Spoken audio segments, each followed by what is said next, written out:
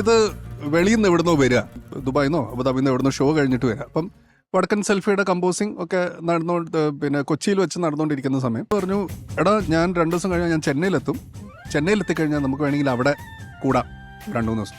ഞാൻ എൻ്റെ എക്യുപ്മെൻറ്റും കാര്യങ്ങളൊക്കെ എൻ്റെ വണ്ടിക്കകത്തിട്ട് കൊച്ചിയിൽ നിന്ന് നേരെ ചെന്നൈയിലേക്ക് വണ്ടി ഓടിച്ചു പോയി. എല്ലാം അവൻ്റെ വീട്ടിൽ ആദ്യം ചെല്ലുമ്പോൾ തന്നെ ദിവ്യ ഉണ്ട്. ഞാൻ പറഞ്ഞു, ദിവ്യ ഏതാണ് എൻ്റെ റൂം, സ്ഥിരം റൂം. അത് അവിടെ ചെന്ന് ഇതൊക്കെ സെറ്റ് ചെയ്ത് അങ്ങനെ കുറെ കഴിയുമ്പോൾ ഇവൻ വന്നു. ഇവന് ഫ്ലൈറ്റിൽ കയറ്റിയാൽ പ്രശ്നമാണ്. ഫ്ലൈറ്റിൽ നിന്നാണ് ഇവൻ്റെ എഴുത്ത് മുഴുവൻ നടക്കണേ. കാരണം ആ ഒരു മൂഡിലായിരിക്കും ഉണ്ടാവുക.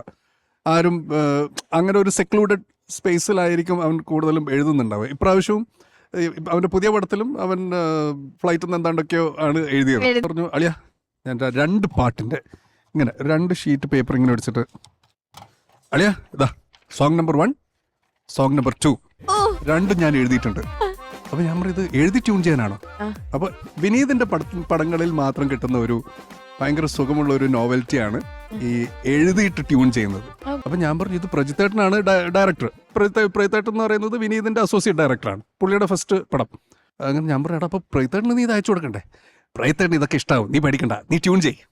ഞാൻ ഇത് കണ്ടിട്ട്, എന്നെ തല്ലേണ്ടമ്മാവ, ഞാൻ നന്നാവൂല, മണ്ണിലടിയും വരെ ഞാൻ നന്നാവൂല, ജീവിതം ഒരു മരണമാസ്, ഞാൻ അതിൽ കൊലമാസ്. ഞാൻ പറഞ്ഞു, ഇതെങ്ങനെയാ ട്യൂൺ ചെയ്യാ? അത് നീ ട്യൂൺ ചെയ്.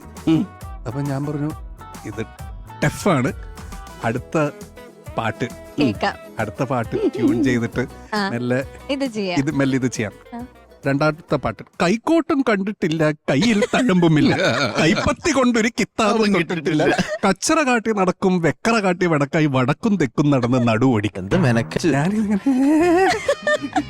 അപ്പൊ ഇത് ഏതിൽ തുടങ്ങിയാലും അപകടമാണ്. അപ്പൊ ഞാൻ പറഞ്ഞു, എന്നാ പിന്നെ എന്നെ തല്ലേണ്ടമ്മാവയില് തുടങ്ങാം. അങ്ങനെ ട്യൂൺ ചെയ്തൊരു പാട്ടാണ് എന്നെ തല്ലേണ്ടമ്മാവ, ഞാൻ